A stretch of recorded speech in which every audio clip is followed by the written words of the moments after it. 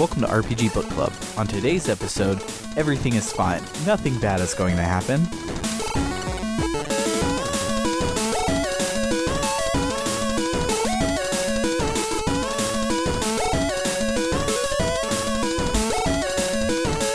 Hello and welcome to RPG Book Club, the podcast where we play long games together and discuss them in the moment. I am Sam Allman.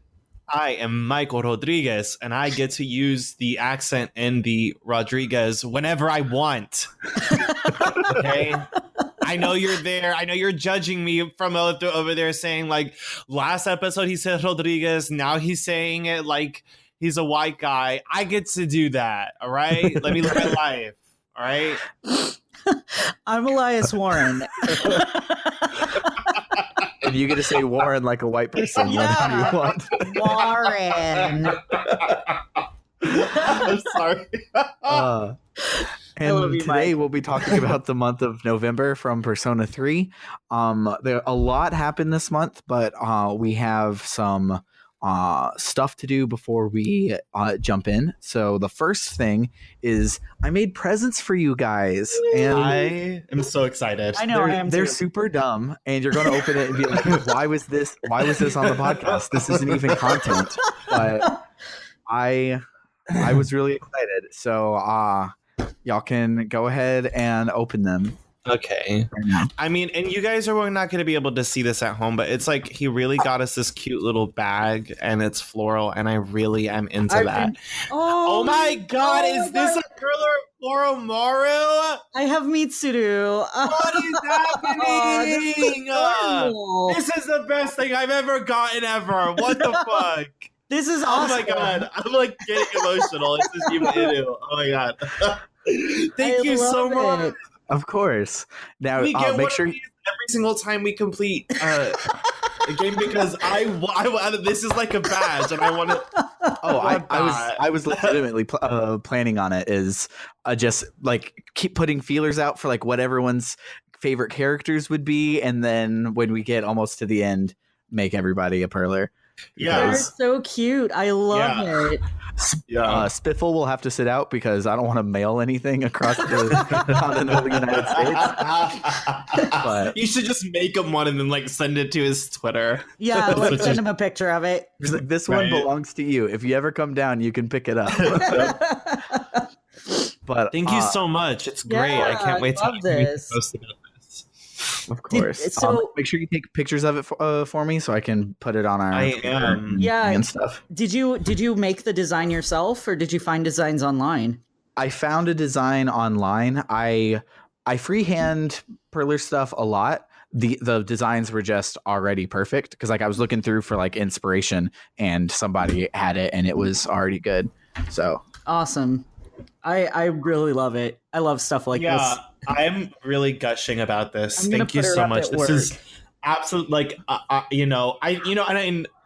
Elias and I were just like so gay. This is like the best thing to get. Like, oh my god, he handcrafted a perler. Like it's like everything that I want. Like it's fantastic. Thank you. It's so good. Handmade stuff makes the best gifts, honestly.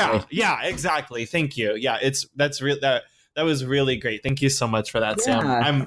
of course. That means a lot to me. Thank you. Okay. The other thing I want to do before we jump in to the game at large is to talk about the videos. We mentioned them. I think it was last week. It might have been 2 weeks ago, but I was like, it feels like there's a bunch that we've missed, but it didn't give us any notifications, and that was absolutely true. There was like some 6 of them that we had missed, so I was going to read those now because important plot things happen. If you're playing along, you already know this. If you're listening along, spoilers for 20 minutes from now, things happen at the full moon. But, so I wanted to talk about these before that because these are definitely part of like the old game Persona 3 and not the new game Persona 3 in which we currently live. So the August video, because there was one per month and then October had like 5. So the one that was dated August something was Akihiko training on a punching bag in his room for boxing, and his I love that his room had trophies on like every single inch Oh my of god, everything. so many trophies. And Yeah, it makes me feel like all his modesty is just humble bragging. Yeah. Like stepping into his room, you're like, bitch, I can't deal with you, Akihiko. Like, why are you all over your room if you're so bashful about it, bitch? Like, I don't even want to hear that now. And so while he's training, he's muttering to himself that in was it Fukushima or Yakushima? Yakushima. So at Yakushima, he realized that he's not any better than Junpei with girls.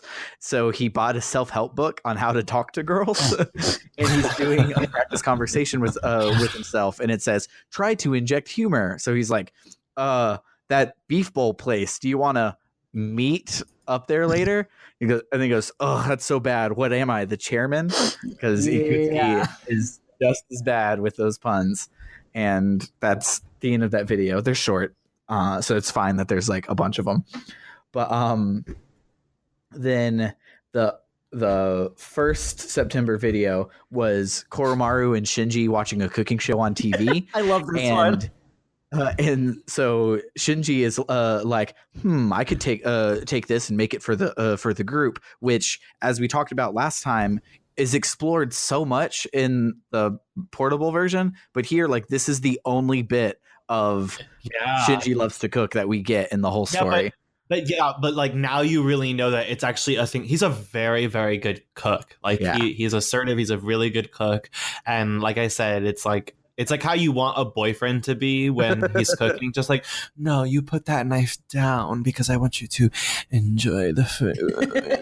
And like it's like very that. And you guys get a more front facing version of that, and we get the background of that plus a little bit because we see that that's just kind of like who he is, and it adds a lot of value. It adds like a lot of. I mean, it made it really sentimental with Shinji because of that. Yeah, and so the door opens and Aigis and Fuka walk in. So Shinji puts the magazine over his face to pretend to be asleep, and Fuka's like, "Wait, the magazine and the TV, like Shinji likes to cook. I do too, even though I'm no good at it." Which is like her entire social link is her being like, "I'm really shitty at making food, and I want you to fix it for me."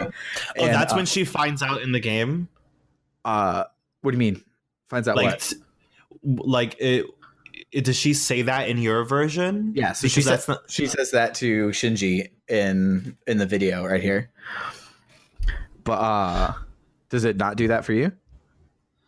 No, I mean, because I forgot what happens, but because it was with Fuka that you explore how Shinji cooks. Now, okay. I guess it could have been different depending on the social links that I did, but or I guess how far I went with Fuka. I don't know. Yeah, or just slightly different to like you, because like I, as the boy character, I'm bros with Shinji already, but with the girl character, you're friends with Fuka and you get to Shinji through Fuka. Yeah. So it's probably something similar to that. But, okay. Yeah, no, that makes sense. So, Koromaru tells Aigis that Shinji's faking being asleep, and so they Fuka and Aigis leave, and so then Koromaru goes over to Shinji and whimpers an apology, and Shinji's like, "It's not your fault, boy. I'll make you something too next time," which is so sweet. I know. Like, I was so glad he wasn't just like, "You fucking dog." He's just like, "It's okay, buddy.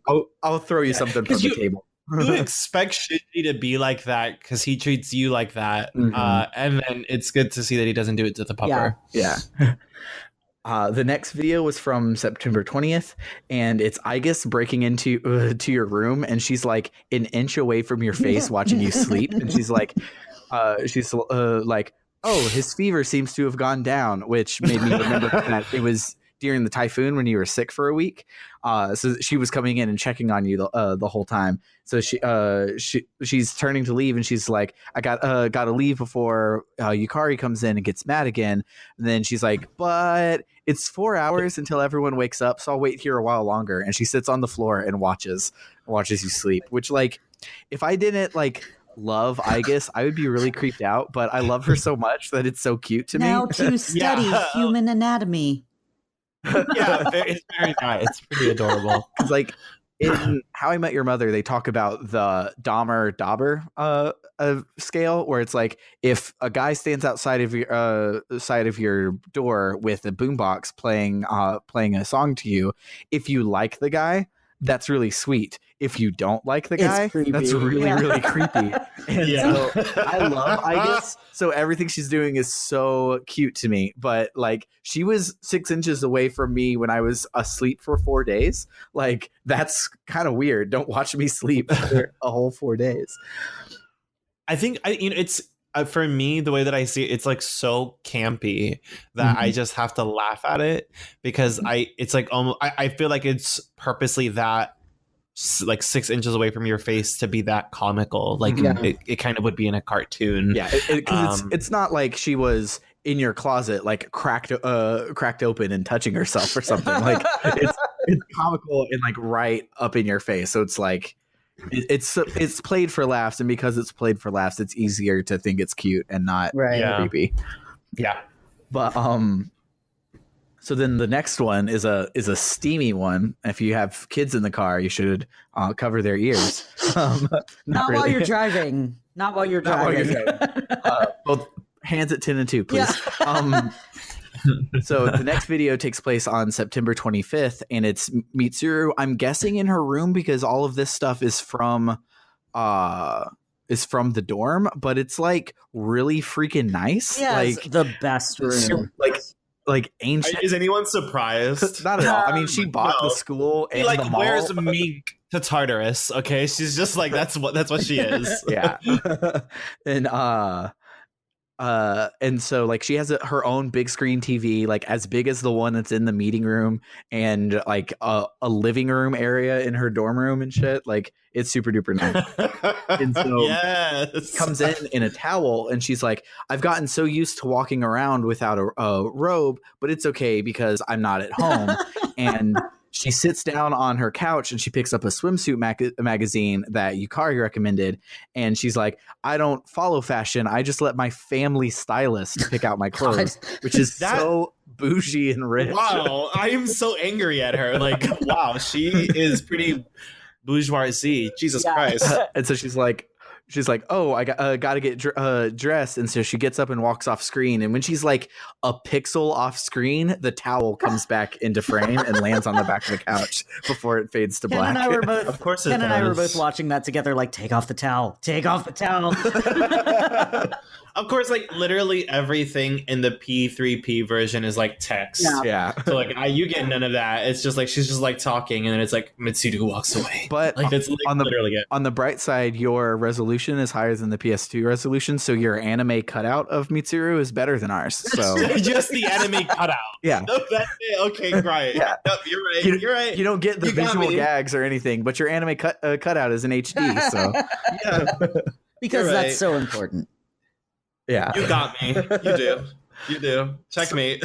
So then the October one is Yukari in her maid outfit from the festival, and she's mad that the festival got canceled, and she's like, but maybe I can just wear this around for a while. And then she gets and she's like, hey, Yucatan, like, I love the maid outfit. Why don't you just call me master? And she was like, I'm never putting myself through that. She also does the Akihiko impression, but I didn't write down what his was. But it was much more just like, oh wow, like if that's what you want to wear around here or something like that. And so she notices that Mitsuru didn't go to like Party City and get a $5 costume. She got like an imported actual French made costume for Yukari. Yeah. It's like an actual uniform, like it's super duper nice. And she's like, man, I almost don't want to return this. So she pulls out her cell phone to take a selfie right as Fuka knocks on the door, and she's like, wait, I should get Fuka in on this. And so she drags Fuka in and just turns her around and starts unbuttoning her dress to be like, no, you got to get in this maid outfit with me for this picture. What is going on? And I'm just like, yes, take it off.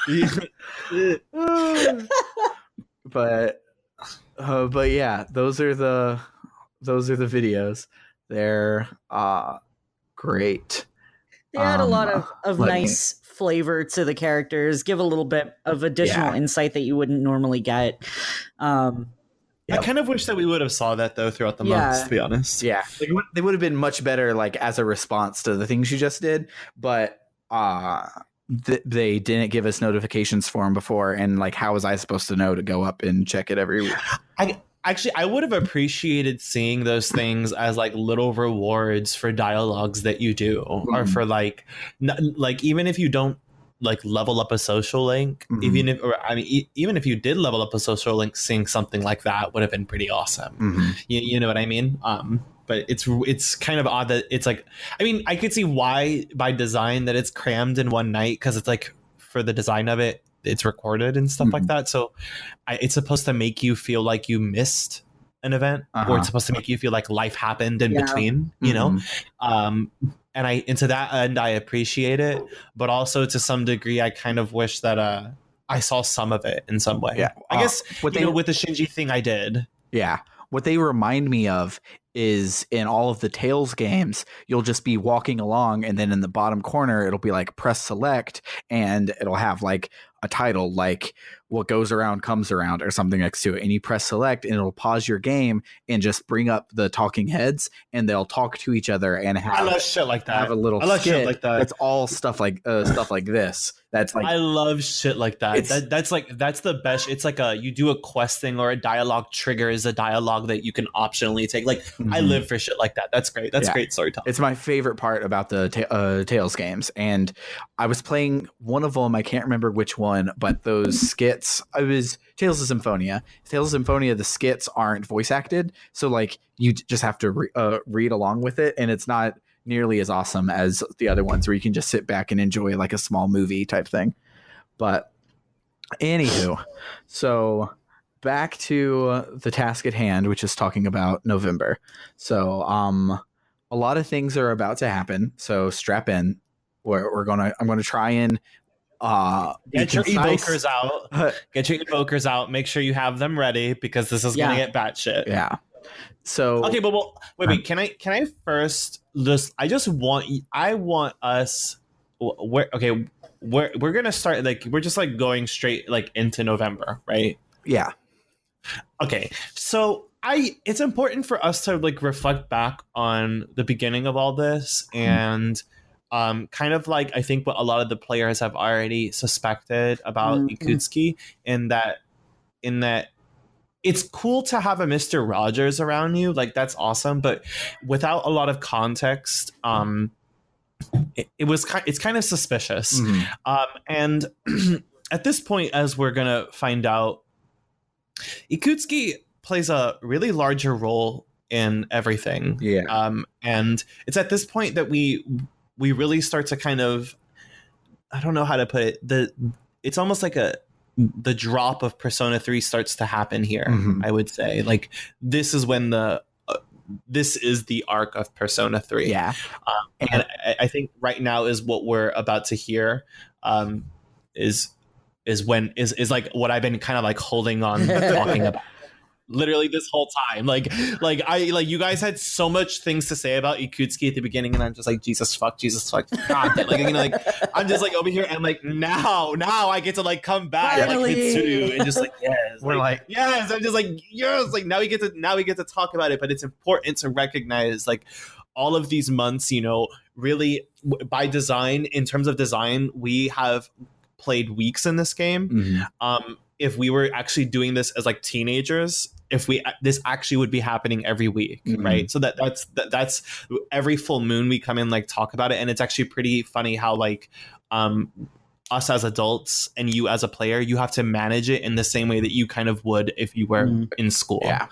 And so to that end, 3 people coming to talk about it again is like really, really meta for the game itself. You know what I mean? But now this is the part of Persona where, for better or worse, the story starts to become a little clearer. Yeah.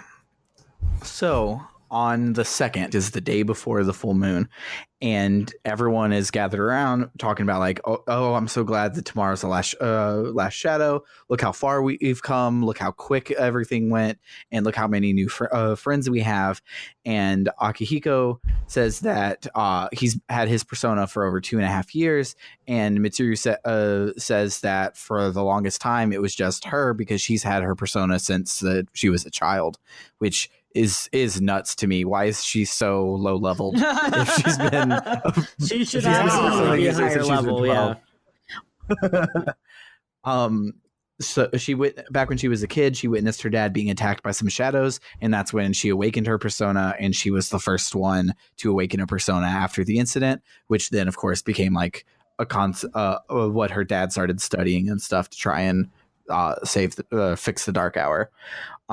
We get a social link up for C's, which happened now instead of after the full moon, which I like. All of them have happened after the full moon, which I was like, oh, it's because something bad is going to happen tomorrow. Yeah, they're like, gotta get this out of the way. So we get to the full moon, and your character doesn't even go to school. He's like, nope. Like, it's like every other full moon, you go to school, and then right after school, it's like, oh, better go home and get ready. This one is like, I need an entire 24 hours to prepare for the Dark Hour. This is also coming from the point where, like, remember something, like you saw Shinji die, and they were like, you saw something tragic happen, but you still have to take your fucking ass to school. Yeah. Like, this is coming from that to now, where the main character's just like, I gotta stay home. Fuck school. Like, so it's a really serious event. Yeah. So everybody's getting together, and Fuka finds the shadow on the south end of the Moonlight Bridge. I'm guessing that's the bridge you like on the world map, like right there in the middle, because you never go to it ever again or ever before. Now that you mention it, Ken was actually pointing out, my Ken, Tuxedo Ken, not Ken in game, was pointing out that there are actually labels on the map. And in French, it says like bridge for the island of like Moonlight or something like that. Yeah. Really? I know enough French that I knew what that meant. That's really cool. But yeah, so that makes total sense. Anyway, go on. Yeah. So she says, pick your party and we'll head out. So I pick Akihiko, Koromaru, and Aigis, which are like 30 levels higher than everyone else. So that's going to be my team for the rest of the game, because which actually brings me to something I wanted to talk about after doing a lot of grinding recently, is this game makes the grinding worse by not having any like bullpen experience, which is really annoying, because like it in a game with so many choices and so many things to do, it kind of locks you out of making those choices unless you want to like you have like 8 possible party members. So that's like at the very least like almost 3 times experience share for these guys. Yeah, like that's like 3 times the grinding to be able to access all of your party members when you might need them and stuff. And that's annoying. So I don't want to do that. So I am being 5-year-old Sam getting his first Pokemon game and just using my starter pretty much. But I don't blame you at all. So we get to the bridge, and Takaya and Jen are there. So Takaya says that using his persona is not inherently evil, and people die every day even without shadow attacks. So we must not want to destroy the Dark Hour, and we're just lying to ourselves, because like this power is awesome. People are dying all the time. You're not actually helping anything. So why do it? And we're like, well, because that's really evil. Like, pretty easy answer there, dude. Like, that's not what a normal person would do. So we fight him, and we get some new battle music, which is dope. And I'll put that in right now.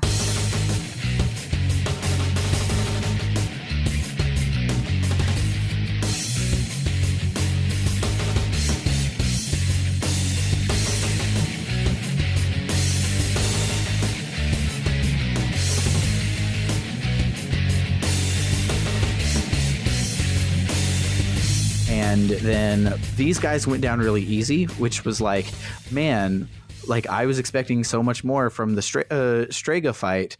And it's because this full moon, you kind of have like a boss rush mode, because the boss battle is really easy. There's no real gimmick except for Jin reflects fire. So the only thing you have to do is not cast fire and then win. And debuff the hell out of like Takaya, because he can like power himself up 3 times. It's kind of crazy. Yeah, so what I did is I had Koromaru and Aegis on support, and their support, both of them have a make us miss everything, or make them miss us thing, and they have a no more debuffs thing. So they just are casting that every turn to cancel out everything that Takaya is doing. And yeah, so that one it was really short, and I was like, oh, that was super duper easy. So I then saw that the shadow afterwards is not, and so having to do 2 of them. Well, really, it was more like Mitsuru reminded you. She was like, "Yeah, great job, bitch, but focus." So and that's kind of like what happened in game. Yeah, before we get to the shadow, there is a little bit of story that happens in between the two. So after the battle, Jin says that he's like, oh wow, this must be the power of like an evoked persona, because we have to force ours out. And Takaya, who's like beat up and on the ground, stands up and he's like, normally I would withdraw, but not tonight. He says, my body is worthless without my power, so I might as well prove my existence. And he draws a gun and holds it to his head, and he doesn't have an evoker. This one's a real gun. And holds it to his head. Then Jin, he says he'd so Jin grabs him and tells us, fine, whatever, go and get the shadow in the dark hour. I don't even care anymore. I would rather die than surrender. So he pulls Takaya with him and jumps off the bridge, and as it says from the narrator, their bodies disappear into the blood red sea below. Everyone's like, oh my god, that's so crazy. And Akihiko's like, don't worry about them, they chose your fate. And Mitsuru's like, focus. yeah, literally. So then in the distance we see the hanged man shadow floating over the end of the bridge, and it gives you an opportunity to pick a new party. I didn't, but I did make sure everybody was equipped, because games that aren't like default JRPG, I always forget about equipment, because like there's so much other menuing to be going on that I'm like, oh yeah, I have to like stop in at shops and pick up new stuff for everybody, because like in a Final Fantasy game, like that's just what you do. The first thing you do in town is you find an inn so you can save, and the second thing you do is you find the weapon shop and you upgrade everybody's weapons. But like you don't do that in Persona 3, so I forget all the time to actually equip people with stuff. And so I equipped people then because I remembered. And and then you head off to fight the Hangman. I really liked this fight conceptually. I hated it because I died like 4 times, but the idea is that he summons these 3 statues that are immune to different elements, and then he floats back, like using them as an anchor to stay and stays out of your attack range. And so you have to take them down and then when you do that, that knocks him flat, so you can do an all-out attack. But to make that not easy, he also summons other adds. So if those adds are there, you won't get to all-out attack on them. And so like it really was like testing your like, okay, I have to like analyze each turn. I have to like manage all of these adds. I have to attack the like in order and use my all-out attacks correctly and criticals and all of that stuff. But it was really, really hard. So like as a final boss, like it felt like it deserved to be a final boss. Like it had you using all of the tricks that you've learned so far throughout the game. Spoilers, it's not the final boss. I've already told you guys that there's 10 episodes, so we're not done. But it definitely is trying to sell that, and it does a really good job with the mechanics of this boss to be final boss. It was really, really hard. I know that you guys will probably just say the same thing. Was there anything else about the boss you wanted to say besides it was super hard? Not that I should maybe say on the podcast. You're like, there's children around. We wouldn't want to teach them that cheating is okay. Yeah, I had to look up Game Shark codes. I got like a third of the way through his health at max and went, I'm about to run out of SP and I'm never going to be able to beat this boss and continue with this podcast. This is the end of my career as a podcaster.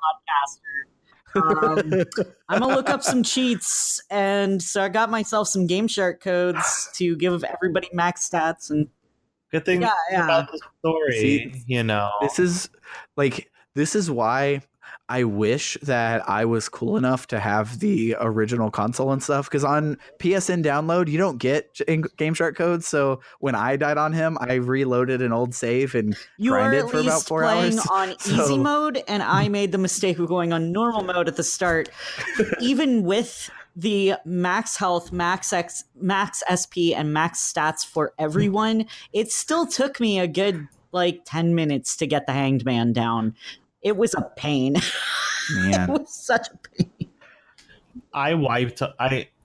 He wiped my team, and that's all I have to say about that boss.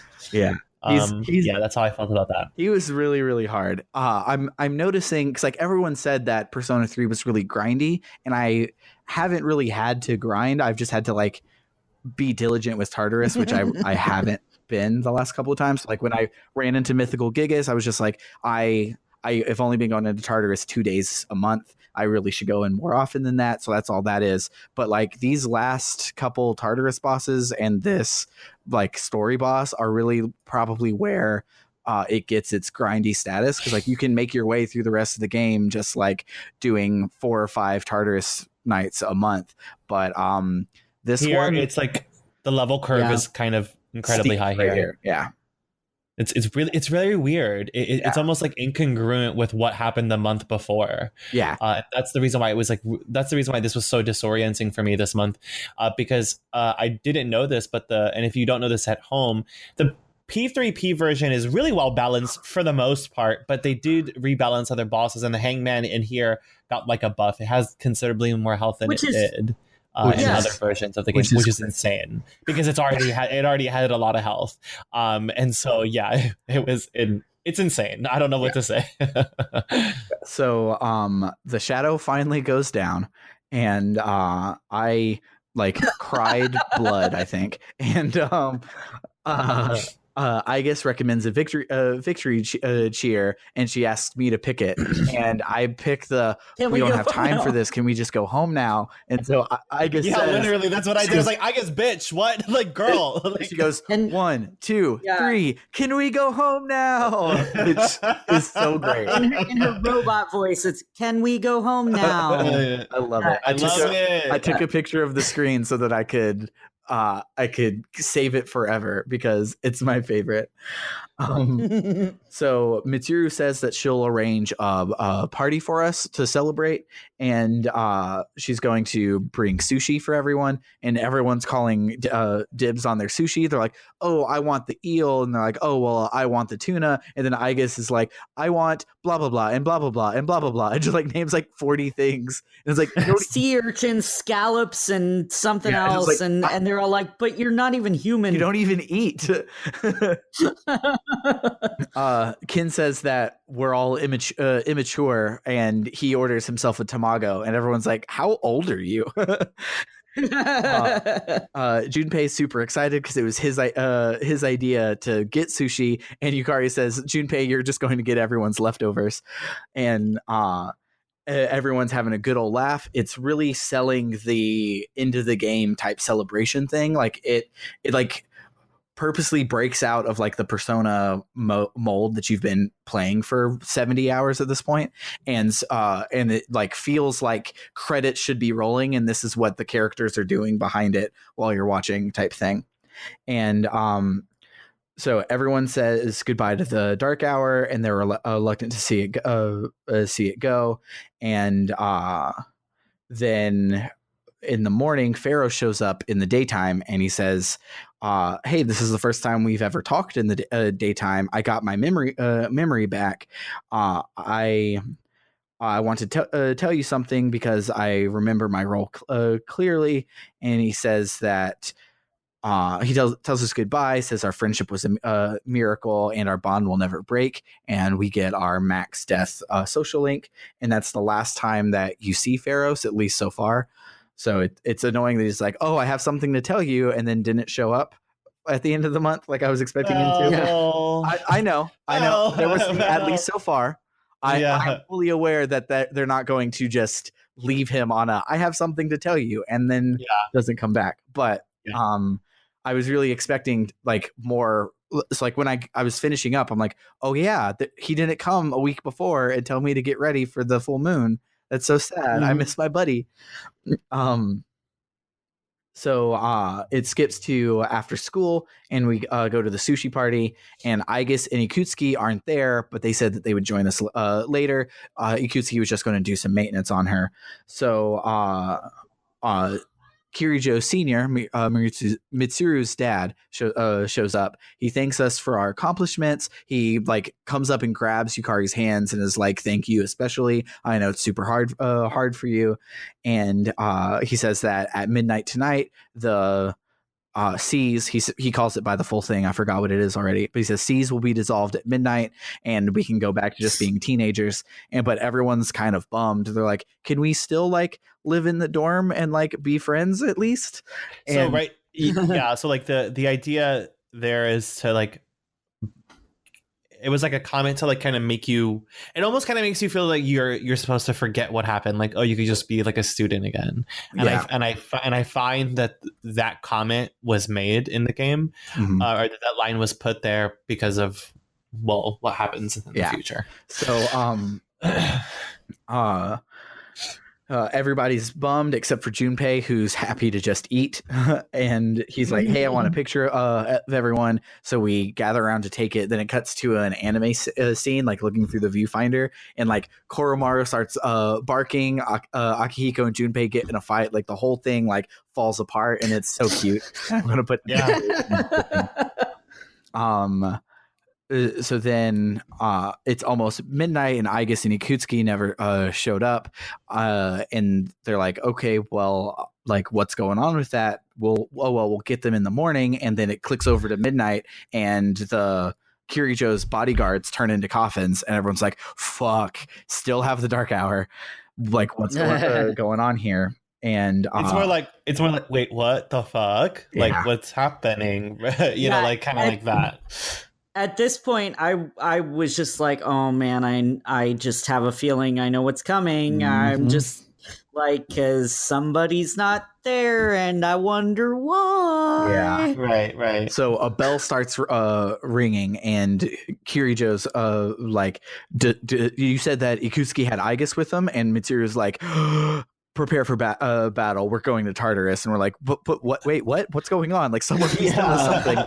And she's just like, a lot of this feels like Mitsuru's really driving. Like she's really the main character. Yeah, because like she's the one that's always going like, oh my god, and then like figuring it. She's like the Hermione of the group. Yeah, you know what I mean?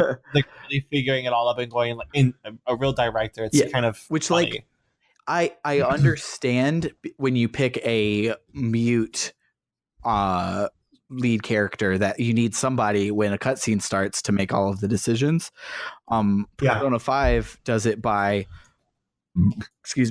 you like your choices are like every 3 lines you have a choice in the game. Here you can go for like 15 minutes before picking a choice, but because they do that, they have to kind of make all of the realizations and the driving the plot pass off to somebody else, which is fine. It's not like a movie. Like in a movie, you would hate if your main character didn't do anything because you're like, why aren't we following Obi-Wan Kenobi? Why are we following Qui-Gon Jinn? And and stuff like that. So it's like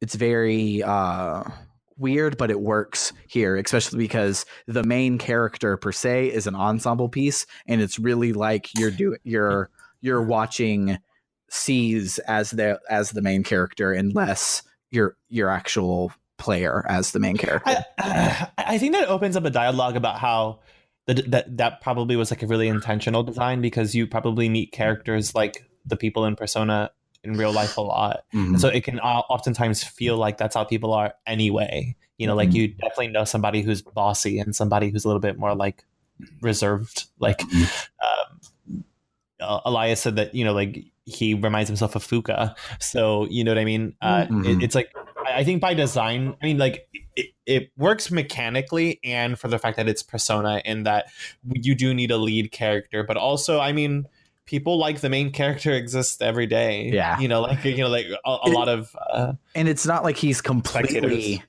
like a spectator, because like there's obviously something important going on with him and I guess there's the fact that he has the Velvet Room contract and can change his persona. Like he's definitely an important part to the story, but like his important part to play is kind of a like lieutenant to the colonel that is Mitsuru. So like she's in charge, he's her like first in command type thing. So yeah, so she tells us to prepare a battle. We're going to Tartarus. So we get there, and Ikutsuki and Aigis are at the door to Tartarus, and Ikutsuki's like, I'm using Aigis as a weapon, as it was all as she was designed to be. Mitsuru's like, it was all a lie, wasn't it? This whole time you've just been playing us. And he's like, yeah. Duh. Like, it's great. Yeah, it's like literally the first thing out of my mouth was, I fucking knew it. I just from the start, I was like, there is something really fucking off about this guy. And yep, like when we were joking that he had serial killer hair, we didn't know he was literally going to be a serial killer. Right. So and the thing is, Ikutsuki maintains his demeanor here, and so there's this like really weird like factor in his personality that just seems so sociopathic. Yeah, because it's not like he's suddenly like, mwahaha. He's still the condescending little like teachers type. So he's like, it's okay. You guys just didn't know anything that's going on because I'm the adult and you're the kid. Yeah, very that. Yeah, it's just it really adds to display his lunacy almost, really. So he explains that he needed to reunite all the shadows so that they could form Death and bring forth the capitalized Fall. And he says that he was part of the experiment back in the day, but when the experiment failed, it didn't cause the Dark Hour. The experiment was designed to create the Dark Hour and bring about the Fall. And there was a prophecy, which is so weird to be in a modern day game. Like there's been no like prophesizing going on before. So when he just started talking about the prophecy, it reminded me of the Gourmet King social link, and I was like, oh, you're just crazy. One of those people. Because it's not like, because like if we were playing Legend of Dragoon and someone would be like, well, the prophecy says, I was like, all right, let's pay attention to the prophecy. But here I'm like, I was playing like my Xbox 5 seconds ago. Like there's no prophecy involved. Right. So a prophecy says the fall will be brought about by the prince, who after the fall will reign as king. And he's like, that's me. It's all me. I'm the prince. I'm going to reign. And he says that he doctored the video of Yukari's dad to make his Kill the Shadows plan seem legit. Yukari is pissed, obviously. Yeah, that's super fucked up of him. So we're like, well, we're going to stop you. And he's like, all right, I guess get him. And she captures us and like ties us up on crosses in front of Tartarus. Which is like the most, if you don't know this now, but like, it's like, that's the most Persona thing that that can happen in this game. Is like, we don't know where the crosses came from, but the Shin Megami Tensei and Persona oftentimes reference a lot of biblical stuff, including like demons and stuff like that. So. They looked like they were made out of like girders or something. Yeah. And it looked like they were on like the entryway to the school before Tartarus proper starts. So it looked like Tartarus was a tower right behind us and we were there like semi close to the ground. Yeah. But so Aigis has Kirijo held in front of Ikutsuki, like down on the ground in submission, and Ikutsuki says that the prophecy is fulfilled, and that Grandpa Kirijo is a failure, and even Dad Kirijo is a failure. And Kirijo is like, "Well, my father was wrong. Like we only crazy people would consider death a deliverance." And Aigis like breaks out of her programming a little and is like, I'm not going to kill this guy. And Ikutsuki's like, well, if you he's like, well, I guess I'll just have to do it myself. And so he pulls out a gun and he shoots Kirijo, who falls down dead. And he's Kirijo like, shoots him. Kirijo still shoots him though too. Yeah, Right, they pull out their they both shoot pull each out other. their guns It's to a do it. duel. They shoot each other, but Kirijo dies and Ikutsuki does not. So Ikutsuki's like, "Hey, Aigis, go and kill everybody." And so she turns around and she Mega Mans her hands into her guns and stuff and is about to shoot us, but instead she shoots our restraints to let us down. Ikutsuki's like, well, you're defective, and pulls out her control device. And then Best Pupper in the World saves the entire day. Like, We love literally him. this game would die if Best Pupper didn't just jump Yep. forward and take the control device out of That's his hands. probably how he feels about it too. Yeah. He's just like the rest of the game, everyone's like worrying about stuff. He's like, why? Like, I won. Like, I did it. I saved your asses. What do you mean I still have to eat Walmart brand dog food? Like, I get the good stuff now. I saved your life. Basically, he just goes on some tangent saying like it's hopeless to like to live in this world or to try to find reasons in this world. This world is created or it's inhabited, but it's filled with void because people are bullshit, essentially. He does end up dying because he's just bleeding. He falls off the building, doesn't he? Yeah, I thought he fell to his death. It's a little vague if he's dying from his bleeding or dying from falling off the building. Either way, he's dead at the end of it. Yeah. And then Yukari's like, how did it come to this? Mitsuru is looking at her father. She said that she had become a persona user to protect him. And then for me, at least, everyone's at a loss of words. Yeah, that's what we have to. Soon the dark hour will end. And then Akihiko picked up the stunned Mitsuru, and then just everyone returned in the dorm in silence. And all you could do was rest. Yeah. That was Yeah. one of the lines that you used. The game was like, go, you can't do anything else. Good night. yeah. Yeah. So then the next day, where you go back to school and everyone's like, oh my god, Mitsuru's dad died, and they're like, all these people are falling mysteriously ill on full moons. I wonder what's going on with that. And in class you get a text from Akihiko, says, I need to talk to you all. So after school you have a meeting at the dorm. Yeah, he's like, his room's cleared out. We're going through his stuff. He was a super crazy person. Mitsuru is an only child, so she's having to go and settle a lot of like funeral and family business matters because she instead of being the heir to the school and the mall and $1 bajillion, she now personally owns the school and the mall and $1 bajillion. So she has to go and deal with all of that.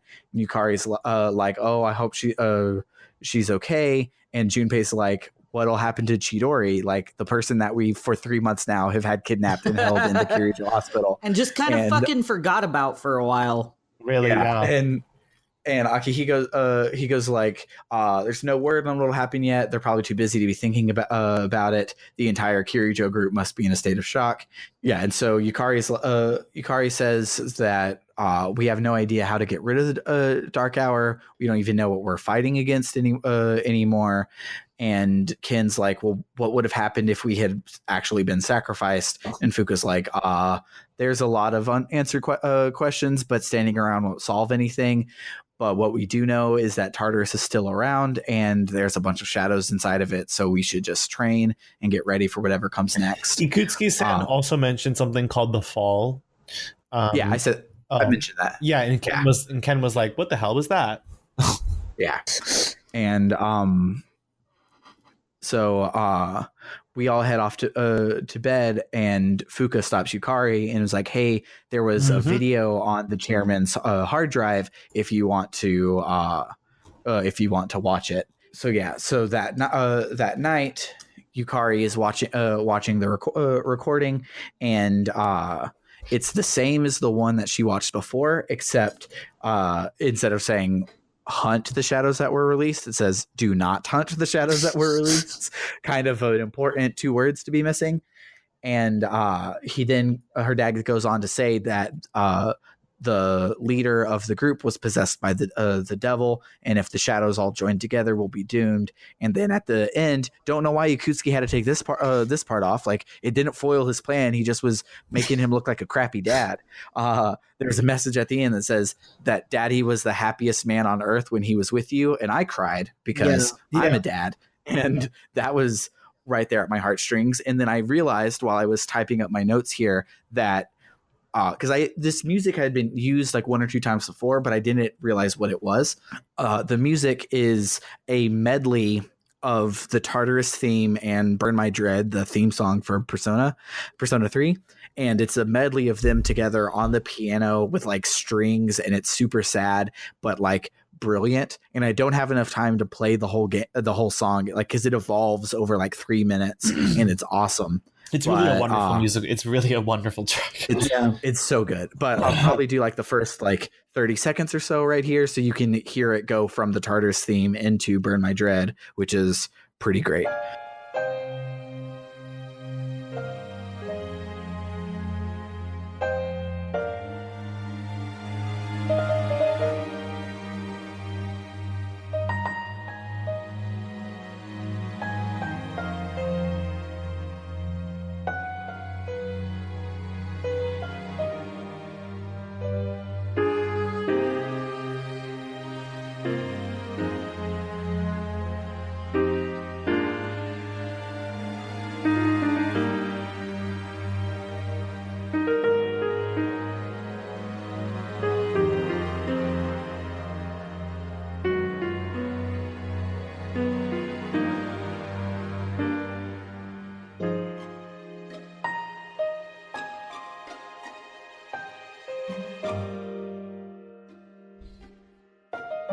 After the video's over, she looks up and is like, I got your message, Dad. And her persona digivolves. But I didn't like her new persona as much as her last one.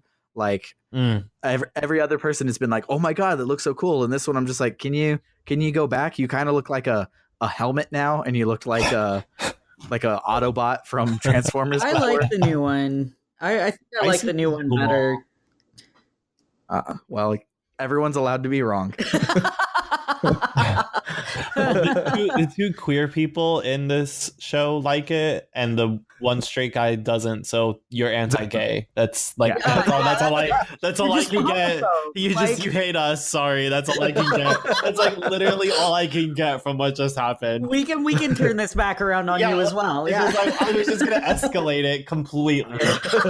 Just take it from 0 to 1,000. Let's just do that. Yeah. So after her persona digivolve, she goes, I finally know what I'm fighting for. And then during the dark hour, Igor takes you into the Velvet Room, and he says that we've changed mentally, but reminds us of our contract that we are free to choose our own path, but we alone are responsible for our actions. Which okay. This was one of the things that was like things are going to be different for the rest of the time that you play this game. Good luck. Well, so here's the thing. He's referencing the contract. The contract is referenced at the beginning, in the middle, and right now. And it's all referencing during times of, well, the first time it's referenced when we see coffins and death, like a tone that people get. And then the middle, I forget what was the specific date, but it was also reminded by Pharos. And then now here after the Tartarus thing. So this contract is really analogous to a lot of death. And it's important to, and Igor and as you already now know by this game, like they're not reminding you shit that like this isn't happening for the irony of it. I think it's supposed to feel like that because of the narrative, but really it's not. And Igor really wants you to remember this contract for a reason that I hope is becoming a little bit clearer now. So on the 6th, finally 54 minutes in, we've made it to the 6th. We did it, guys. So on the 6th, we finally see what's going on with Chidori. She's still in the hospital, but Junpei comes in to talk to her about how he killed her friends, but she already knows it and says she didn't want to talk about that. She says, "I'm so scared, it hurts," and then she suddenly pivots and is like, "What do you know? Think about your future?" And he's like, "LOL, I don't know, but I noticed you stopped cutting." And he like reaches to like look at her hands, and she's like, "Don't touch me. It used to be fun when you came to visit, but now it hurts inside. Don't ever come to see me again." And the next plot thing that happens is on the 9th, a new boy is moving in, and to me he looks like Loki, like Tom Hiddleston's Loki. Yeah. And Loki looks like him. Yeah, there you go. I mean, fair. Yeah, Ryoji Mochizuki is his name, and when he comes in, he like introduces himself in class, and I guess like looks at him, and she's like, I don't like that. I don't like it. I don't like that. Like, and she like literally looks at him. He's like, "Hi, good morning," and she's like, "You're dangerous." And everyone's like, "What the fuck? I sorry, she's weird." And you know, he's kind of flirtatious in a way. He is super Junpei, and I realize now that we get to this point why everyone loves Junpei is because Junpei has a really like tragic story this month and gets replaced by a worse Junpei. So they forget the 8 months of problematic Junpei, and they just remember the tragic Junpei, and then they have a new problematic character to yell at. So yeah. Junpei looks like a fucking saint next to this guy. Yeah. He is super respectful of women compared to Ryoji. Because like Ryoji comes in and he's just like, "Hey, I guess looking hot," and she's just like, "You're dangerous." He's like, "Okay, cool. Hey, you extra chick over here, you look hot too." And just like, "Oh no!" And like every time he sees a new like member of anything, he's just like, "By the way, do you want to go out this weekend?" It's just shotgunning his like on OkCupid when you would shotgun a message to every single person. Like that's all he's doing in school. So on the 13th, when I got home, Ken said that Junpei seemed really different, and he wonders if something happened to Chidori. Then on the 14th, Yukari meets Mitsuru up on the roof because Mitsuru had been skipping student council, and Chihiro was like, "Hey, everybody in the school, go find Mitsuru. I can't run student council without her." And so everybody was looking for her. So Yukari finds her, and Mitsuru is like, "I don't even want to go on the class trip because I'll spoil the fun." And Yukari's like, "You should definitely go." And then she's like, "I also I'm glad I caught you alone because there's something I want to say to you. We don't usually relate a lot to each other, but I know what it's like to lose a father. So I want to be more upfront with you." And before she can say what she means, Ryoji shows up and is like, "Hey, I was looking for Mitsuru too. Glad I found her. Oh, by the way, you're really, really hot. So do you want to go out one day?" And both girls are like stunned and don't know what to do. So Mitsuru's like, "I'm going to go back to the meeting."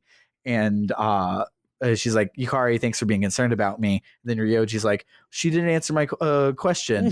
"Hey, Yukari, do you want to go to Shirakawa Boulevard with me?" Which, if you remember, is the place where you just go to hook up. So she slaps him and walks away. Oh no, she stomped on his foot.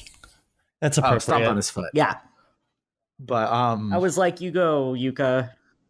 She's my girlfriend anyway. We got to level 10." Nice. So on the 17th is a school trip to Kyoto, as Mitsuru was mentioning a second ago. Our hotel is super duper nice, but like shaped exactly like our dorm, which I thought was funny. It has a hot spring there, and I wrote in my notes, I'm like, "I'm sure this will be totally above board. There will be no hijinks at the hot spring." No, not whatsoever. So then I guess shows up to the fountain, and she's like, "Is this the hot spring?" And you're like, "No, I guess that's a fountain. Like you don't bathe in the fountain." And so then while they're all palling around, they're like, hey, Ryoji, what was your old school going to have for their class trip? And he's like, I can't remember. And Yukari's like, that's the highlight of everyone's year. What do you mean you can't remember? Which at this point I was like, oh, he's Pharos. I think that's my headcanon right now. Like, you go. Like Pharos is gone. This is the new kid. He's obviously Pharos. He doesn't know because he didn't exist on any of that. And he's got that beauty mark by his eye too that Pharos had. Yeah. And so I'm just like, yo, this is him. Like, if two super pale, sickly boys like exist in one game, they're probably the same person. But so I was like, okay, this guy is not just, because like I thought when he showed up, I knew he was going to be the new big bad, because it's like we killed a big bad and then suddenly there's a new character in the game. And that's how RPGs work, is the fourth person you meet after finishing one chapter is the big bad of the next chapter. And so I'm like, I know he was going to be bad, but it was at this point where I'm like, oh, he's probably like not a real person of some sort. Pharos seems most likely. And because he could have been like someone else from the incident that's been like leveling up his persona stuff this whole time to become the avatar of death or something. Like, could have totally been, but like with Pharos saying, oh, I got all my memories back, this is the last time we'll talk, and then a dude that looks like Pharos showing up with all of his memories, it feels like that's what it is. So everyone goes up to their rooms, and Junpei, of course, tries to follow the girls up, and Yukari tells him to knock it off. I explored the hotel. I was expecting there to be something to do, but the only good thing to do is to talk to Kinji and Kazu, who are both trying to sneak a peek at the girls' hot spring, because they're like, okay, well, if it's over there and our rooms are over here, like geometrically we could do it. And Kazu's like, dude, but we're not like 10 feet tall, we can't see over the fence. And Kinji's like, aren't you an athlete? Aren't you supposed to be breaking down your barriers? And he's like, you know what? You're right. And the Kinji's like, but wait, I think our height is a barrier we can't crack. And that's like the most relatable I felt in this game. Yeah. As someone who's 5'8". Mm-hmm. Oh, I'm 5'4", so yeah, I think I'm 5'6", so we're all 40s. We are. The other thing that you can do there is there's a little snack shop, and before we had left, Ken was lamenting that he couldn't go, and was like, he said something about, oh, don't worry about getting anything for me. And Junpei's response was, are you using reverse psychosis on me? Which I laughed really hard at that. But Ken was like, oh, well, it's just that there's some really great snacks in Kyoto. Mm-hmm. And so in the hotel, there's a little snack shop. And I went, maybe I can get something for Ken. And sure enough, they sold a whole bunch of stuff. And I bought one of everything. Mm-hmm. Did that pan out for you? Because I bought one or two things, and I don't know if that affected anything or not. So it doesn't affect anything while you're in Kyoto, but when you go back, you can choose to give Ken one of those snacks. Oh, that's really cute. Yeah. It didn't give me the option. I wonder if you have to buy all of them. Oh, that's weird. So like Junpei had been like, yep, we got a whole heap and helping of memories for you as a souvenir. And I'm like, Junpei, you're a fucking asshole. So I went up to Ken and I like how like you see Ryoji and then you're back to Junpei, you're a fucking asshole. That's my favorite thing. Both dicks. But yeah, I went up to Ken and was like, I talked to him and it offered me the option to give him one of the snacks that I had picked up. So I gave him some Kompeito, which if you don't know what that is, they're little sugar stars. Cute. They make a big appearance in the second Sailor Moon movie. Okay. How do you spell it? Konpeito, Konpeito. But they're a traditional Japanese snack. And so I gave him some of those, and he was like, "Oh, I love these!" So he was really happy. That's awesome. But it was just a cute little interaction. It didn't really affect anything. It was just neat. Yeah, I love little little thoughtful things like that, which like those sorts of things really play up the like visual novel part of the game, because like in visual novels you have the opportunity to do that stuff all the time because that's most of the gameplay, and so I love when those little things stick out in Persona. But so the next day while we're on the trip, you go out sightseeing during the day. You don't get to see any of it. It's a black screen that says you went sightseeing, and then it brings you back to the hotel. And there's like some pictures that are taken. Yeah, so it like takes the pictures while they're doing it, but that's about it. So then afterwards, Mitsuru is on the bank of the river and she's staring off into the distance, and Yukari comes up to talk to her. Yukari tries shooting the breeze for a second, and Mitsuru is like, why are you still concerned about me? Our days of fighting together are over. There's no reason for us to be friends. Mitsuru is like, none of this matters, and in the end I failed. And Yukari is like, failed what? To protect the person who's most important in your life? And Mitsuru is like, you read my mind? And it's like, well, yeah, it's kind of obvious. You're grieving and your dad died. Written all over. Yeah. And she's like, right, I fought to protect him, and look what happened. I'm a failure. My dad took all the responsibility on himself, and ever since the incident, he's looked dead inside. So I was fighting to relieve my dad of that guilt, but now my life has no meaning. And Yukari just comes up and slaps her and changes the subject. She's just like, we're not talking about this anymore. That's like, such an anime thing to do. It's such an anime thing to do for people to slap each other when they're upset, and I'm just like, that seems unnecessary. Super dramatic. Yeah. Like, this girl is grieving and you slap her. I mean, like, she's rich, so maybe the rich girl needed to get slapped. But I'm like, does it really, like, I mean, she can't pick out her own clothes. She has a family stylist, so maybe she can't sort her own emotions. Yeah. She needs a family therapist as well. So Yukari says, back in the day, I used to live in Kyoto, and I would get away from my mom and all of her boyfriends by coming to this river. And the whole time I used to think about my dad and what happened to him.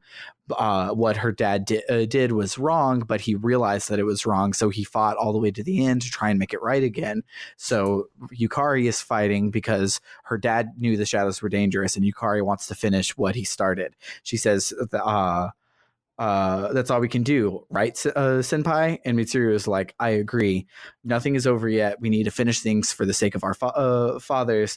And then Yukari is like, well, I guess we should take a bath together now, which like cracked Summer up. Like, I was dying because she's just so like awkward. It's like this really tender moment. She's just like, well, I guess we have to see each other naked. Yeah. That's the only like, we just reached this level together. We just bared our souls. Now let's bare our boobs. And Mitsuru was like, what? And she's like, well, now that everything's out in the open, there's nothing less for us to hide, right? And it's like, are you trying to see Mitsuru naked right now? And then she's like, well, that's not what I was talking about, obviously. And I mean, Yukari runs off. Yukari was trying to undress Fuka as well, so right. I wouldn't be against her being bi. Yeah, I could see it.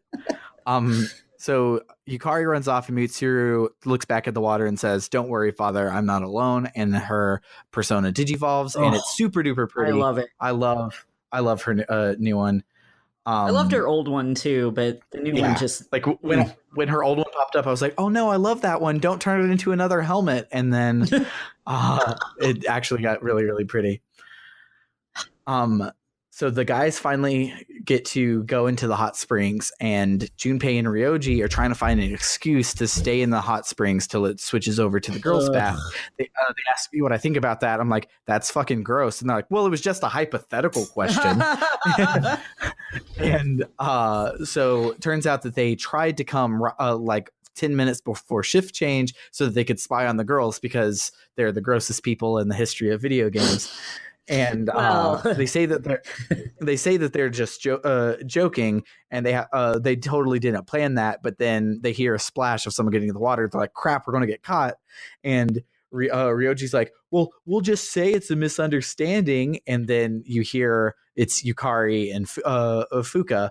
And then my favorite bit, and Michael, you don't get this because you're on the PSP, but similar to when Shinji fought everyone without the anime scene back in Shirakawa so long ago, the models here is Ryoji tries to stand up and Junpei grabs him and forces his head underwater to like shut him up. Nice. And it's like, it's so great, greatly animated, because like 90% of this game is just the character models in an idle animation, like standing around in a circle while they all talk.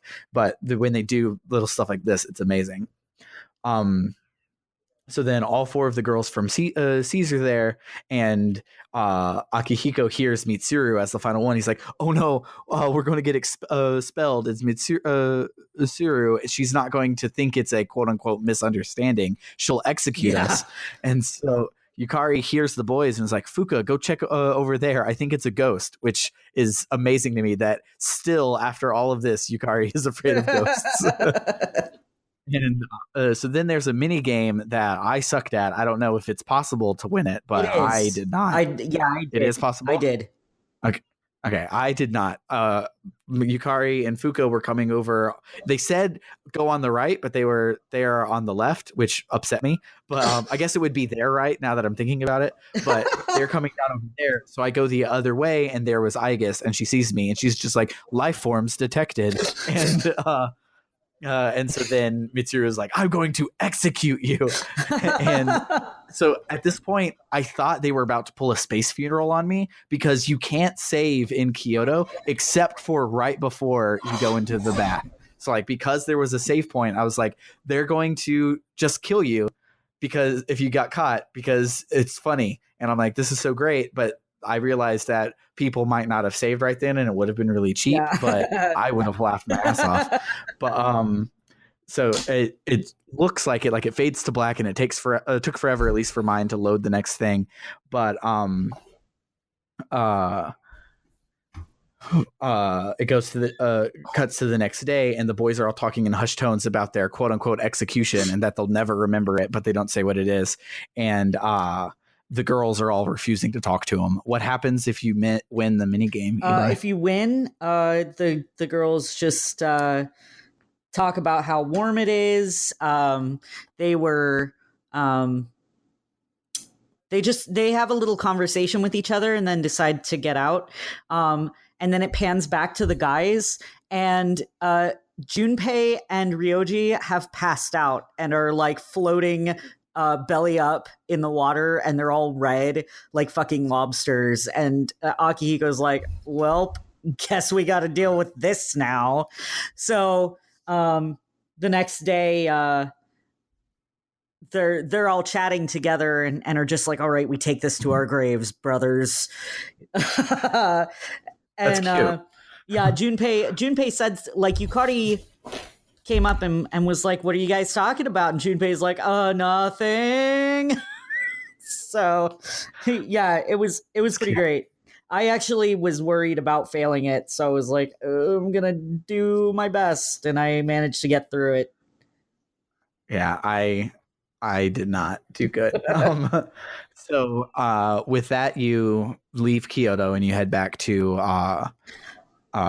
head back to the dorm. Wait. The next, I'm curious, did Michael have a sequence like that because he's playing a girl character? What basically happens is that you just see it from the girls' end, which is that you catch the guys there floating, like passed out, and then Akihiko is like, "Oh no, this isn't a misunderstanding," and then Mitsuru is like, "I'm gonna kill you all. Good night," and then I guess it's like, it was great knowing you. That's literally what she says. It's pretty hilarious, which is great. So the next day, it shows Chidori in the hospital, and she started drawing again because a few times back she said that she hadn't felt like drawing anymore. And then while she's drawing, she hears some really loud noises outside of her hospital room, and it turns out to be Takaya and Jin. And at that point, seems like she might not be down with Strega, because they were like, you don't have a choice. You just have to come with us. And it seems like she's not like, these are my friends, but more like, these are my coworkers in the life that I've ended up in with myself. So Takaya says there's nowhere for you to go except to come with us, and they say we don't need to be afraid of death. We have something else to be afraid of. And when they leave the room, Chidori is like, ever since I've met him, I have been afraid of death. And it's obvious she's talking about Junpei, even though it's left to be like, ooh, I don't know who's she talking about there. But so the next day on the 22nd during the dark hour, Fuka wakes me up and says to go to the fourth floor. She senses some Persona users outside of Tartarus, and it's Strega. They're still alive. She says, but there's only one. It's just Chidori, who then takes over like Fuka's powers to talk to us, and it's just like, come and get me, bitches. And Junpei is really upset by it, and he runs off before we could. Fuka says she only senses one person, but more than likely the other two are nearby. It cuts over to Tartarus, and Junpei's there with Chidori, and he's like, why are you doing this? We shouldn't be fighting like this. But the way that he phrases it sounds like they're having a couple fight. He's just like, look, I know that I mess up all the time and I'm not good enough for you, but we can work through this. We shouldn't be fighting. and makes me feel that like he thought of her as more than a friend, just like she obviously has thought of him as more than a friend from what we've seen while she was alone. And super obvious here in a couple paragraphs that they think that way about each other. But he goes up to like console her, whatever, and she's about to attack him, but Fuka uses her ESP to be like, Junpei, watch out, and he moves out of the way to dodge her attack. So then we fight her, and the whole time she's like, Takaya was right, you people suck, blah blah blah blah blah. And after the fight, she collapses. During the fight, with what she was saying, I thought she was trying to like suicide by cop, but like suicide by a C's member. And so I was because like she obviously didn't want to go back with Strega. Strega wasn't there with her, and I was like, something like bad feels like it's going to happen. And she really didn't fight me that much. Like she did. Like did she fight you guys at all, or did she just talk on her turn? She talk. Yeah. So I think this was one of those where like you just see the battle system and you start fighting even though the person's not trying to hurt you. She was kind of doing some stuff. Like she would cast I can't remember if it was Augudine or something. Like she used something once or twice, but for the most part, like she just buffed herself. Okay. So she, after the fight, she collapses and Junpei runs to her. She says again, don't touch me. And he's like, just tell me what's happening. And she says, I don't fear death, but instead I fear attachment. But now that I'm with you, I fear a lot. I fear loss. I fear death. You brought me pain and I don't know how to process it. Then of course, Jin and Takaya show up and they say that they must have been chosen by fate to stay alive because they didn't want to live, but they ended up living anyways. Junpei says he's going to protect Chidori with his life, and Takaya's like, cool story, bro, and shoots him. And Junpei falls down dead. And I'm like, fuck, they're just killing everybody. Like every time I start to like a character, they're just going to fucking kill them. I was pretty upset at them killing Junpei. Yeah, because last week, I was like, Shinji isn't that like invested of a character for it to matter that he died, but Junpei is definitely an invested character that it would matter if he died. So I was like freaking out, but I knew that Chidori could heal because she healed like the plants in her room and stuff at one time. So I knew that this probably was going to be some crazy bullshit. And of course it was.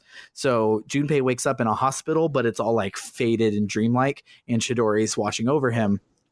She says, I was wrong. I blamed you for my heartache, but it's because I've never felt this way before, since before I met you. For the first time in my life, I realized what I want, and I want to be with you forever, but I'm too different. Ever since I gained my power, I've known when I was going to die, and I was afraid of it. And that's why we couldn't be together. But that's also why Junpei can't die. So then, back in front of Tartarus, Chidori starts glowing and Junpei comes back to life. Fuka says that Chidori's persona emits life, but to revive someone, she must give up her own life, so she dies in Junpei's arms. And like this, I thought was really cool on a bunch of like more levels besides just what had happened. Because like what had happened is cool. It's like, oh, like they were in love and she gave up her life so that he could live. Yippee! But the whole like. She knew the day that she was going to die, which means she knew she was going to die on November 22nd, 2009. So like she knew Strega was going to show up and she was not going to survive the night. And then she goes to Tartarus. I think she was trying to like suicide by cop because she's like, it's my, like, I can't fight fate. I know I'm going to die tonight somehow. Might as well die this way. And so then when Junpei dies, she's like, oh no, it's because I give up my life for Junpei. Like this is how it happens. And it like made it that much more sweet and like layered. And I really, really enjoyed this part, which I thought was crazy because I've been bitching about the Chidori's plot for like 4 months now. But I don't like how it quickly escalated to this. Oh, absolutely. without like, I mean, I like the end product. Like it's dramatic and it's good because of that for me. Mm-hmm. But it's also just like very escalated. I wish I would have saw more between these characters, but we went like 2 months without Junpei going over to see Chidori, and I'm just like, why did we not get more of that? Of what we know, right? At least of what we know. Yeah, you know, I guess that's the whole gag about it. Like, oh, like you didn't see it happen, but it doesn't mean it didn't. Yeah, we've seen a lot of things that didn't, or that we weren't there for. Exactly. So. And like. Because like I've said this a lot off mic, and I'm going to go into it a lot in our wrap up episode for Persona 3, but the pacing specifically of the Chidori thing, like when you kidnap somebody, you really can only be a like sympathetic character if they're kidnapped for like less than a week, and here she was kidnapped for 3 months. And if we would have got this whole story like over a week, it would have been still really, really fast, but it would have all been like it would have been fast the whole time. It wouldn't have been 3 months of literally nothing happening and then 1 day of going from don't touch me, don't see me ever again to no, I said that because I'm in love with you and now also I'm dead. Like all of that being in 1 day after we've waited 3 months felt unbalanced. If it would have all been in 1 week, it would have been fast, but it wouldn't have felt as fast because it would have all been like contained or something. But I agree. Other than that, I loved the resolution to it, even if I didn't like the journey to it that much. So Takaya says, "Oh boy, what a meaningless death," and Junpei's like, "No, fuck you. That's not meaningless. That was my homegirl." And he pulls out his evoker and summons his Digivolved persona, which is like the same one but like Super Saiyan, which I thought was really cool because like everyone else has been like reminiscent but different. His is like literally like the same model, just like a Super Saiyan version of it, which I thought was really cool.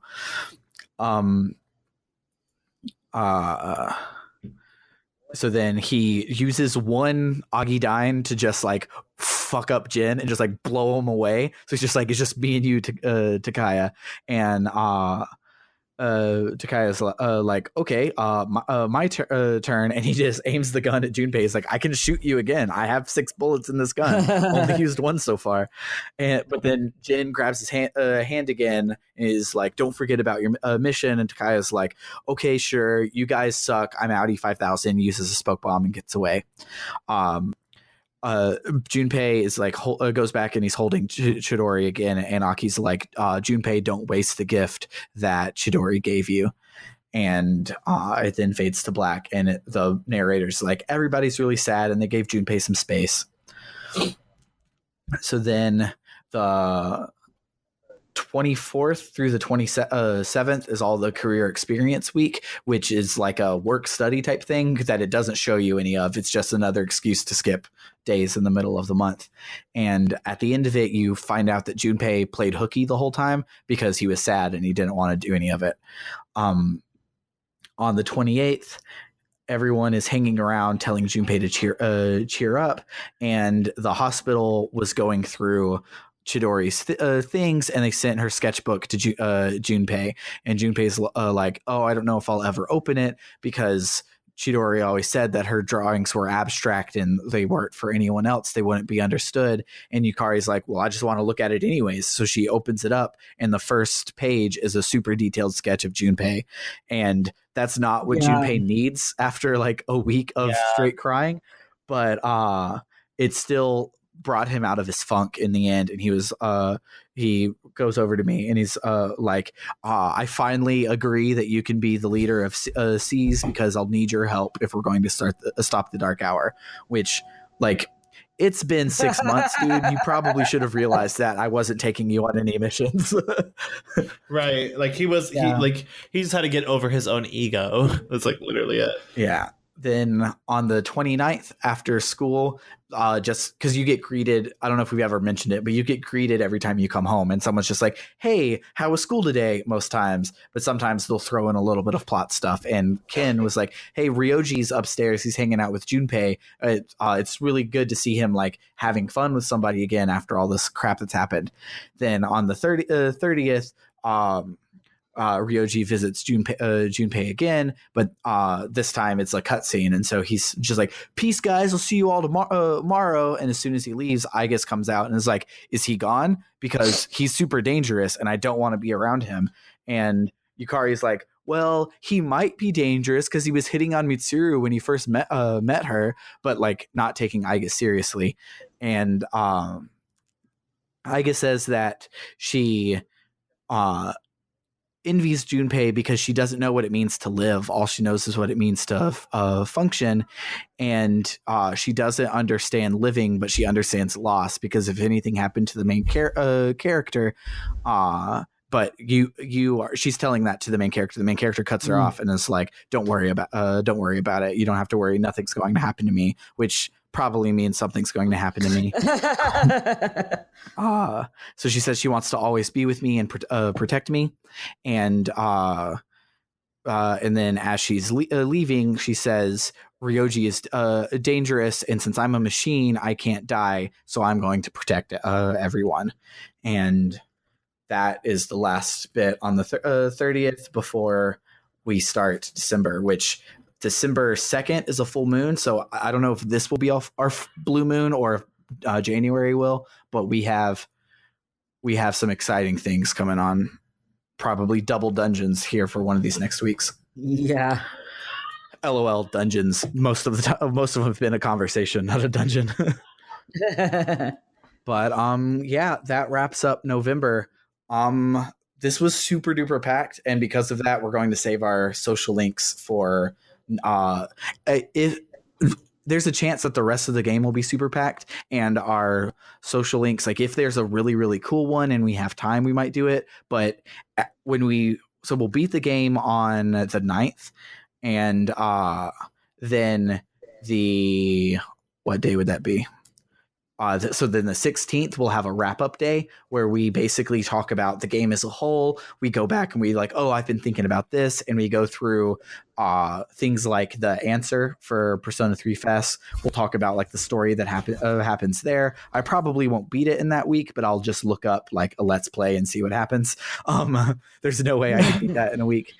This week was really hard for me to catch up in time. But we'll have that follow-up day, and that's when we'll go through the rest of our social links probably, unless, of course, next month is not very light. But this month we had 2 boss fights that didn't happen on a full moon, so anything goes for the rest of the game pretty much. Yeah. So, yeah, that's pretty much all I needed to talk about. Eli, what was your favorite part of this chunk? I really liked the interactions between Yukari and Mitsuru. I like that Yukari has a way to really relate to Mitsuru. Like it's really tragic circumstances, but now they have this way to connect with each other and to care about each other more than they did before, is just being, both part of C's. Did you, after their thing, did you explore this the spa all 3 days, or just I pretty much just explored on the first day. Okay, I didn't so really like go around too much on if you other days. explore on the second day, Yukari and Mitsuru aren't hanging around in their normal spots, and if you talk to that's right. to Fuka, she's like, yeah, they're in Yukari's room. I heard them giggling, which like makes me so happy. Mitsuru deserves to giggle. Yeah, she has, I don't think has ever giggled before this day, because she's been a Persona user since she's been 5. So it's like, that's right. So I had gone around on the second day rather than the first day, but yeah, I do remember Fuka bringing that up, and I was like, oh, that's so awesome. Yeah, and I was really happy that they were like becoming girlfriends finally, and because I think that they've both needed it. And to piggyback on that, the video when she was like, yeah, Yukari lent me this magazine, but I don't give a shit about fashion, like you could tell that like they've wanted to be friends, but it just hasn't ever worked before, because like they haven't found common ground, and now through a shared empathy of their tragedy, they found a way to relate to each other, and it's kind of awesome. Yeah. So I was super happy about that, and I like both of those characters a lot. So it was good to see them finally able to connect in some way. Yeah. I'm not sure if the like realization 5 minutes after Chidori died, like what it meant when she died and all of that stuff. I don't, because I love subtext, like to be the opposite of what we talked about last week about how Eli has to be told the subtext. I love subtext. Like, for instance, one of my favorite games of all time is Mass Effect 3, including the ending that was given to you, because the ending is 100% subtext. So spoilers for like 100-hour game that you should totally play, but the ending basically boils down to you get shot with a laser and you come up to this like little star child kid, and he's like, make a choice. Do you want to kill the bad guys, try and control the bad guys, or try and fuse the bad guys with the good guys and give peace a chance? But what actually is happening, the way that like it's using subtext, is it's tricking you, the player, into thinking that the good ending of kill the bad guys, you've literally been playing for 3 games to kill the bad guys, it tricks you into thinking that's the bad ending. So you pick one of the other two endings, and those are the bad endings. And so it's one of those like super subtextual things that like when I played it for the first time, I'm like, oh well, let's give peace a chance. And then I sit there and I'm thinking about it, and there's like YouTube videos dissecting it, like no, the red bad ending was actually the good ending, and it's like amazing. And I tell everybody as much as I can about it every time. And so I'm a sucker for subtext like that. And the subtext there was like really, really awesome, where she's like, I've known that I was going to die today, and I'm choosing to not die in battle, but instead die by giving up my life for you, which I thought was really, really cool. Yeah. But seriously, you should probably play Mass Effect. It's a JRPG where you shoot people. Like, it's made by Americans, but like the way the games work is a JRPG way more than a Western RPG. I have no interest in Mass Effect. I figured you wouldn't, but it's super good. It's one of my favorite series of all time. What about you, Michael? What was your favorite part? Was it the Hanged Man fight? Was that the part you enjoyed doing the most? Oh God, fuck off. I liked how, God, I just had it on the tip of my tongue. I was just like articulating it in my head too. I liked how the game introduces this concept of death in a really, it's like Shinji dies, you ignore that. These 2 Strega dudes from what we understood, kill themselves. We ignore that. Chidori dies, and then we just like have to move on. And the game is like hinting to you like every step of the way that death is like a part of this game and the themes that it's trying to sell. So what I like about it is I guess how that's becoming like more obvious that a lot of this is like this game talks about death a lot. But Mitsuru's even mechanically, if you take too long on a floor of Tartarus, literal death shows up to kill you. Right. And so I don't know. I think my favorite part though, like if I had to choose just like a few single parts, I guess it would be like when Ryoji showed up. That's when I feel like the ball started to drop for me.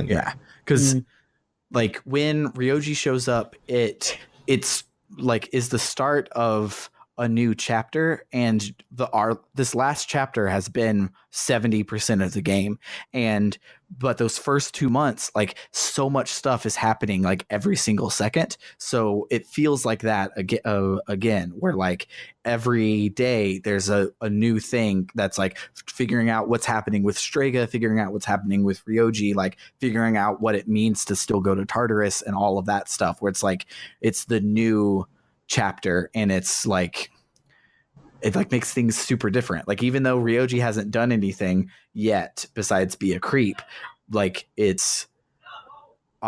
still is like a big signifier that the game has changed. That about wraps it up for this week. If you liked what you hear, you can hit us up on Patreon at patreon.com/rpgbookclub. Next week is the cutoff for voting on our new the next game we're going to play. The poll is incredibly neck and neck, but so if you want to affect that poll, you can go and throw down $1. Like you can throw down $1 for 1 month, make your vote, and then cancel your subscription until we beat the next game. I don't care. Just if you want to vote, you can throw down and cast your vote that way. If you do decide to throw some money, we only use it to offset hosting costs and the cost of getting the next games to play. It's not like we're sitting over here trying to make a whole bunch of money. We just want to be able to do this even when like if all three of us get fired. Right. Yeah. It'd be nice. You can also chat with us on our Twitter. I personally actually deleted Facebook this week. I didn't make a big deal about it, you guys, because I hate people who make a big deal about it when they delete their Facebook. But so and most of the time when I'm like surfing, I'm surfing on the RPG Book Club Twitter. So if you want to chat with us, I'm active on it a whole lot more now, but I'm still more active in the Discord. So if you go to our Twitter or go to our Patreon, you find one of us on the street, you just yell loud enough, you'll probably get a link to the Discord and you can come in and hang out with us there. We talk about all things RPG, even things that aren't like super tied to RPG. Like the other day, I just shared a thing about Doug from Disney Channel, but we hang out in there a lot. And if you talk to us on Twitter, that's at RPG Book Club. Don't remember if I said that or not, but Doug was from Nickelodeon. I know he was on Disney Channel later. He was on both. Yeah, but he was Nickelodeon. Like he was Disney Channel one wasn't good. He was the OG Nicktoon, and then he became a Disney Channel kid. We could make a separate Doug podcast, probably. Right. Sorry. Right. It'd be great. I'm like, are you that young that you watched Doug? Oh no, I did not watch Doug on Disney Channel. I tried Doug for on a Disney minute and a half. Terrible. Yeah. Like anywho, if you want some high quality content like you just saw, you should join us on our Discord. But other than that about does it for the week for RPG Book Club. I've been Sam Allman. I have been Michael Rodriguez. No accent this time. No accent today. No accent this time. No accent for the exit. I'm Elias Sailor Eli Warren, and you should watch my Let's Play channel on YouTube. Awesome. And we'll see you next week. Bye. Bye.